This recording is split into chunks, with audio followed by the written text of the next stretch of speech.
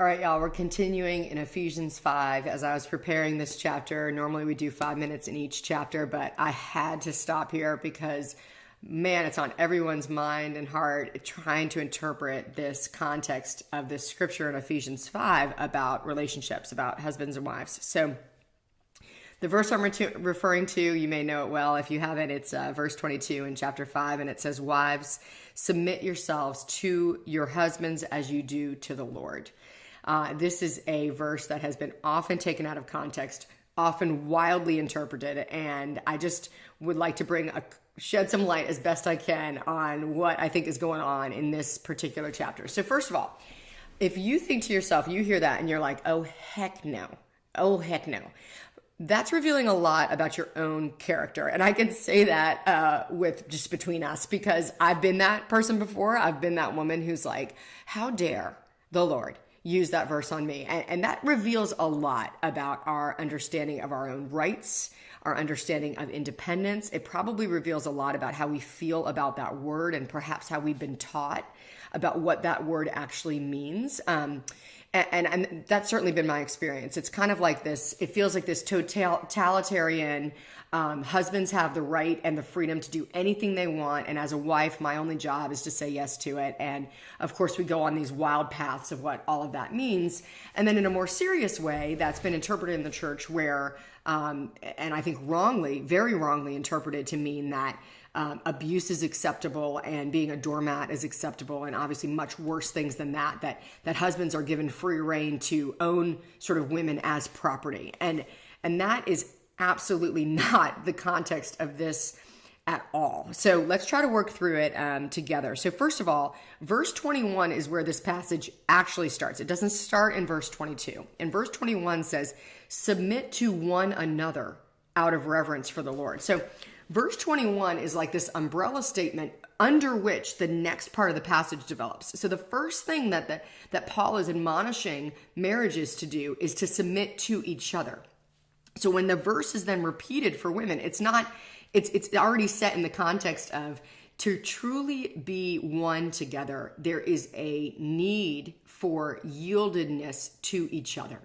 There's a sense that I approach and I have an attitude and a spirit with which I come to my husband, not expecting to always be right, not expecting to always get my way, and actually expecting that together there's going to be a better result in the way that we live our life than if we were living it separately. I'm submitting to his way of thinking, to his way of feeling. He's submitting to my way of thinking, to my way of feeling. We are yielding to one another to allow space for something better than, because we're one flesh, than would be if we were alone in it.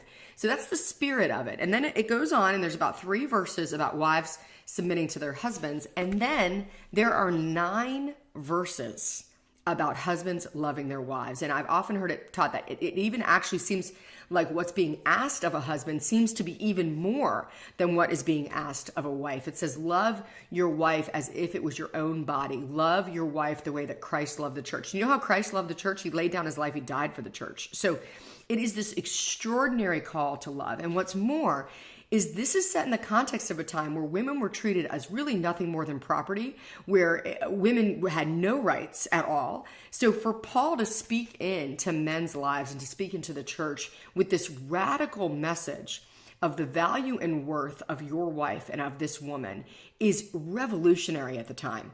If you trip up on verse 22, wives, submit to your husbands out of reverence for the Lord, outside of the context of this incredible passage that is calling both wives and husbands to radical love for one another, you're really missing the whole point. And if it's been interpreted to you that way before, you've heard that teaching, I want to encourage you to go to your own Bible for yourself, read this in the context of the rest of the passage, and ask yourself, is that really what it's saying? Because when I read this, I actually feel like it's this incredible call of love, both directions. Does that mean that I need to submit to my husband? Absolutely. Does that mean that I have to consider his opinions, his thoughts, his feelings, his ways of doing things, his beliefs? Absolutely. Do I run him over with my talking and my emotional kind of control? No, like that's not what submitting to one another out of reverence means. Does my husband run me over with his thoughts and feelings? No, that's not what this passage says. In fact, there's 9 verses for husbands to consider about what it means to really love your wife. So what we have in this passage is not a one-way, totalitarian, women, you mean nothing, men are the ones who run a house and home. That is not what this is saying. It's actually saying that the best result comes from this mutual submission, and that our example of that is Christ's love for the church. Christ's love for us is our example of how we love one another. So many more things to say about that. It might bring up so many questions. Feel free to submit questions. But one more thing, want to point you to one resource. It's a book, classic book that I absolutely love. It's called Love and Respect.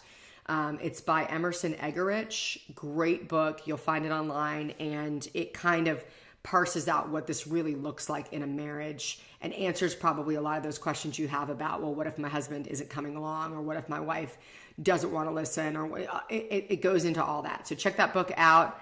Second half of Ephesians 5. Hopefully some help and encouragement about what it really looks like to love one another as husbands and wives.